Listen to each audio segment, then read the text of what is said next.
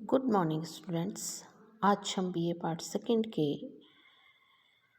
प्रथम प्रश्न पत्र प्रमुख राज्य व्यवस्थाओं में जापान के संविधान में मौलिक अधिकार और कर्तव्यों के बारे में अध्ययन करेंगे। जापान एक आधुनिकतम विकसित राज्य है जहां संयुक्त राज्य अमेरिका और ब्रिटेन की शासन व्यवस्था का अद्भुत समागम है। अनेक विद्वानों ने जापानी संविधान के उस भाग की भूरी भूरी प्रशंसा की है जिसमें नागरिकों के अधिकारों का समावेश है।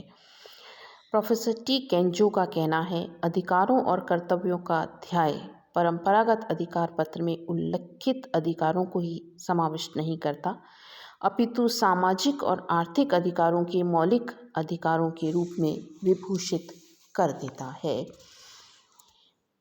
मेजी संविधान में भी नागरिकों को कुछ मौलिक अधिकार प्रदान किए गए थे, परंतु वे अस्पष्ट और सामान्य प्रकृति के थे। उन्हें सम्राट अपनी अपार शक्तियों के माध्यम से, या चूंकि सम्राट शक्ति संपन्न था इसीलिए उन्हें स्थगित कर सकता था, लेकिन नए संविधान में नागरिकों को जो अधिकार प्रदान किए गए हैं वे शाश्वत और अनुल्लंघनीय हैं। जापान में नागरिकों को जो अधिकार दिए गए हैं वो इस प्रकार हैं। पहला है समानता का अधिकार। संविधान के अनुच्छेद 14 के अनुसार कानून के समक्ष समानता स्थापित की गई है। रंग, जाति, लिंग, पारिवारिक विशेषता अथवा सामाजिक स्तर पर राजनीतिक, आर्थिक तथा सार्वजनिक जीवन में कोई भेदभाव नहीं किया जाएगा। इस स्थिति को स्वीकार किया गया है।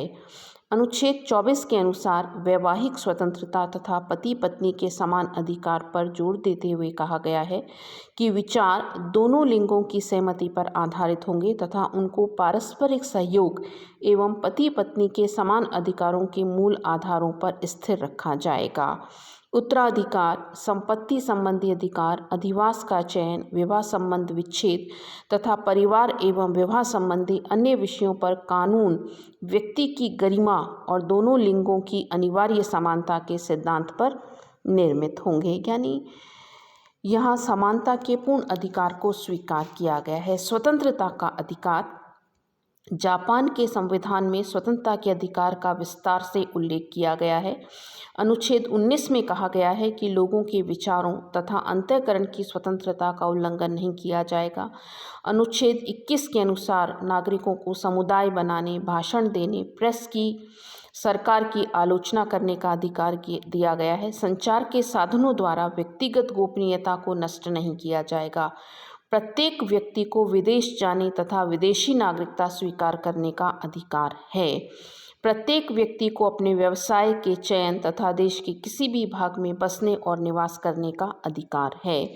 अनुच्छेद 37 के अनुसार सभी फौजदारी मुकदमों में अभियुक्त को किसी निष्पक्ष न्यायालय से शीघ्र तथा सार्वजनिक जांच कराने का अधिकार है। अभियुक्त को गवाहों से जिरह करने तथा वकील की सहायता प्राप्त करने का अधिकार दिया गया है। नेक्स्ट है धार्मिक स्वतंत्रता का अधिकार। अनुच्छेद 20 के अनुसार धार्मिक स्वतंत्रता का अधिकार प्रदान किया गया है। संविधान ने लोगों को अंतःकरण की स्वतंत्रता दी है। राज्य द्वारा किसी भी धार्मिक संगठन को विशेष संरक्षण नहीं दिया जाएगा।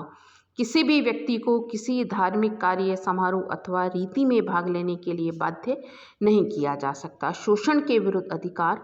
अनुच्छेद 18 के अनुसार नागरिकों से उनकी इच्छा के विरुद्ध बलपूर्वक लिया गया श्रम अपराध माना गया है, जो कि विधि के अनुसार दंडित होगा। दास प्रथा को यहाँ समाप्त कर दिया गया है। अगला अधिकार है शिक्षा का अधिकार। अनुच्छेद 26 के अनुसार जापानी नागरिकों को योग्यता अनुसार शिक्षा प्राप्त करने का अधिकार है। माता पिता का यह दायित्व है कि उनकी संतान सामान्य शिक्षा ग्रहण करेगी। अनिवार्य शिक्षा यहाँ मुफ्त है। न्यूनतम जीवन स्तर। अनुच्छेद 25 के अनुसार समस्त प्रजाजनों को सांस्कृतिक जीवन के न्यूनतम स्तर को बनाए रखने का अधिकार है। इस दिशा में प्रत्येक व्यक्ति को यह कर्तव्य भी सौंपा गया है कि वह समाज कल्याण, सामाजिक सुरक्षा, सार्वजनिक स्वास्थ्य में उत्तरोत्तर प्रगति करने का प्रयास करेगा। संपत्ति के अधिकार। अनुच्छेद 29 के अनुसार लोगों को संपत्ति रखने का अधिकार है। सार्वजनिक कल्याण के लिए राज्य को संपत्ति की सीमा के निर्धारण और जनता पर कर लगाने का अधिकार है। आर्थिक अधिकार आर्थिक और सामाजिक सुरक्षा के क्षेत्र में व्यापक स्वतंत्रताओं दी गई हैं और प्रत्येक व्यक्ति को काम करने और काम पाने का अधिकार है। काम के घंटे, पारिश्रमिक और विश्राम कानून के द्वारा निर्धारित किए जाएंगे।